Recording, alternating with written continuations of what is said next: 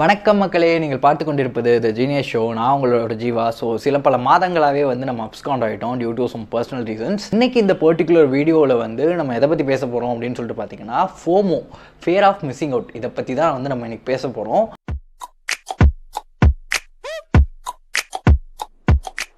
ஃபர்ஸ்ட்டே ஒரு காசர் மாதிரி கொடுத்துட்றேன். இது குட் ஆர் பேட் அதை பற்றி நம்ம இந்த வீடியோவில் டிஸ்கஸ் பண்ண போகிறதே கிடையாது.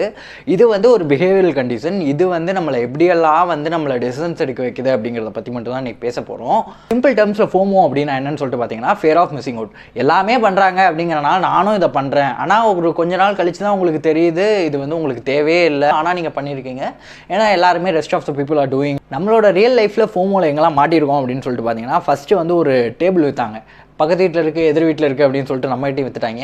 அப்புறம் ஏபிசின்னு ஒரு கம்ப்யூட்டர் கோர்ஸ் இருக்கும். அந்த கோர்ஸுக்கு போயிட்டு எல்லாருமே நம்ம எக்ஸாம் கொடுத்துருப்போம். அதில் ரொம்ப கஷ்டமான கொஸ்டின்ஸாக 8 கால் பூச்சிக்கு எத்தனை கால், 9 1 கூட்டினா என்ன, இந்த மாதிரி கொஸ்டின்லாம் கேட்பாங்க.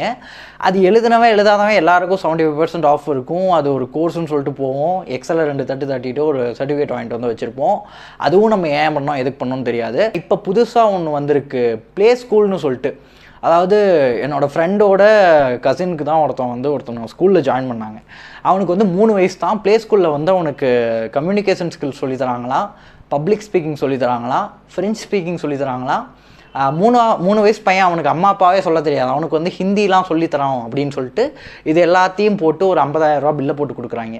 ஸோ இதுவும் ஒரு ஃபோமோவாக தான் பார்க்குறேன். இதில் இன்னும் நிறைய ரகம் இருக்குது.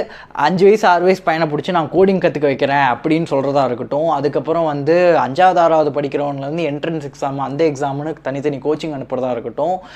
ஸ்விம்மிங் கிளாஸு, கராத்தே கிளாஸு, இதெல்லாம் ஒரு 6வது 7வது படிக்கிறவனை அனுப்புனா பரவாயில்ல, ப்ரீகேஜி எல்கேஜி படிக்கிறவனை அனுப்புகிறதா இருக்கட்டும். இது எல்லாமே ஒரு கைண்ட் ஆஃப் ஃபோமோ தான். இது நம்ம பேரண்டல் டிசிஷன்ஸ், இல்லைனா நம்ம சின்ன வயசில் எடுத்த டிசிஷன்ஸ்.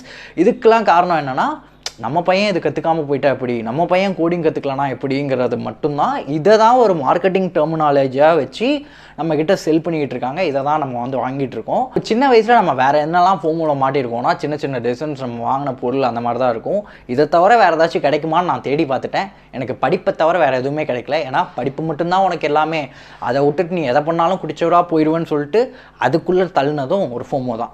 சரி, நம்ம பேரண்ட்ஸாக இப்படி இருக்காங்க, நம்ம மட்டும் திருந்திட்டோமா அப்படின்னு சொல்லிட்டு பார்த்தா அதுவும் கிடையாது. பிராண்டட் ஐட்டம்ஸ் மேலே இருக்க மோகத்தினால, அதை யூஸ் பண்ணணுங்கிறதுனால நம்ம நம்மளுக்கு தேவையில்லாத பல விஷயங்களை காசு கொடுத்து 4 டைம்ஸ் 5 டைம்ஸ் காசு கொடுத்து நம்ம வாங்கி யூஸ் பண்ணுறோம்.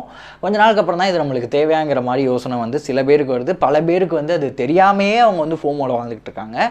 ஸோ நான் இந்த இடத்துல தனித்தனியாக பிரித்து பேசணும்னு நான் விரும்பல. பிராண்டட் ஐட்டம்ஸ்னாலே உங்களுக்கு ஒரு 100 ரூபாய்க்கு ஒரு பொருளை அவங்களால வாங்க முடியும்.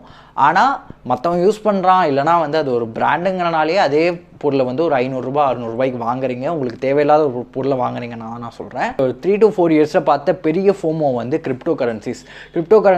இந்த பிட்காயின்ஸ், இந்த மாதிரி கிரிப்டோ கரன்சிஸில் நிறைய பேர் இன்வெஸ்ட் பண்ண ஸ்டார்ட் பண்ணாங்க. அதுவுமே ஃபோமோனால தான். எல்லாருமே வாங்கிட்டாங்க, நான் மிஸ் பண்ணிட்டேன்னா என்ன பண்ணுறது அப்படிங்கிற ஒரு பயத்தினால தான் அதையும் வாங்க. ஃபோமோ பற்றி பேசுகிறப்ப என்னால் சோசியல் மீடியாவோட இம்பாக்டை பற்றி பேசாமல் இருக்க முடியல. அதை பற்றி பேசுகிறப்போ நான் ஆல்ரெடி ஃபேக்கிங் பாசிட்டிவிட்டி பற்றி ஒரு வீடியோ போட்டிருக்கேன். அந்த வீடியோ நீங்கள் பார்க்கலன்னா லிங்கை கொடுக்குறேன், பார்த்துருங்க. சோசியல் மீடியா எப்படிலாம் நமக்குள்ளே ஒரு ஃபியரை விதைக்குது அப்படின்னு சொல்லிட்டு பார்த்தீங்கன்னா, நீங்கள் ஒரு பாஷான லைஃப்பை நீங்கள் வாழ்கிறீங்க, நீங்கள் ஒரு பர்ஃபெக்டான லைஃப் உங்களுக்கு இருக்குது அப்படின்னு மற்றவங்க எல்லாம் ஸ்டோரி போடுறத பார்த்து நம்மளும் ஸ்டோரி போடுறதா இருக்கட்டும், இல்லை ஃபிட்னஸ் கீக்ஸ் போடுறத பார்த்துட்டு நம்ம இன்ஃபீரியராக ஃபீல் ஆகிறதா இருக்கட்டும். அதுக்கப்புறம் நீங்கள் ஒரு ஜாபில் இருக்கீங்க, இல்லைனா ஒரு 9 to 5 ஜாபில் இருக்கீங்கன்னா அது ஒரு நார்ம் கிடையாது. எல்லாருமே நீங்கள் ஒரு பிஸ்னஸ் பண்ணணும், ஜாபில் இருக்கிறது ஒரு ரேட் ரேஸ், இந்த மாதிரி அதை ரொம்ப டீக்ரேட் பண்ணி ஒரு பிஸ்னஸ் ஸ்டார்ட் பண்ணுறத அதுக்கு பின்னாடி என்னென்ன ரிஸ்க் இருக்குது, அதுக்கு எவ்வளோ ரெஸ்பான்சிபிலிட்டிஸ் இருக்குது, எதையுமே கணக்கில் எடுக்காமல் ஜஸ்ட் பிஸ்னஸ் ஸ்டார்ட் பண்ணுங்கிறத க்ளோரிஃபை பண்ணி வச்சுருக்கிறதா இருக்கட்டும். இது எல்லாமே நமக்குள்ளே ஒரு ஃபியரை விதைச்சிக்கிட்டு தான் இருக்குது. இதெல்லாம் சோசியல் மீடியாவில் நம்ம பார்த்த வாட்டி, நம்ம தனியாக இருக்கிறதுனா நம்மளுக்கு ஒரு ஃபியர் இருக்குது, நம்ம தனியாக ஒரு டெசிஷன் இருக்கிறதுனா நம்மளுக்கு ஒரு ஃபியர் இருக்குது, நம்ம லைஃப்பை நம்ம லீட் பண்ணுறதுல ஒரு ஃபியர் இருக்குது, நம்ம லைஃப்பில் ஒரு டிஃபிகல்ட்டி இருந்தால் அதை மற்றவங்கள்ட்ட சொல்கிறதுல ஒரு ஃபியர் இருக்குது. ஸோ இந்த மாதிரி நிறைய இஷ்யூஸ் டே டு டே நானும் ஃபேஸ் பண்ணிகிட்டு இருக்கேன். என்னோடய ஃப்ரெண்ட்ஸும் நிறைய பேர் ஃபேஸ் பண்ணுறதை நான் பார்த்துருக்கேன். ஓகே ப்ரோ, இந்த ஃபோமோ எப்படி ஓவர் கம் பண்ணுறது, இதை ஓவர் கம் பண்ணுறதுக்கு எதனா வழி இருக்கா அப்படின்னு சொல்லிட்டு கேட்டிங்கன்னா, ஃபர்ஸ்ட் நான் சொல்கிறது சோசியல் மீடியா யூசேஜை குறைச்சிக்கோங்க.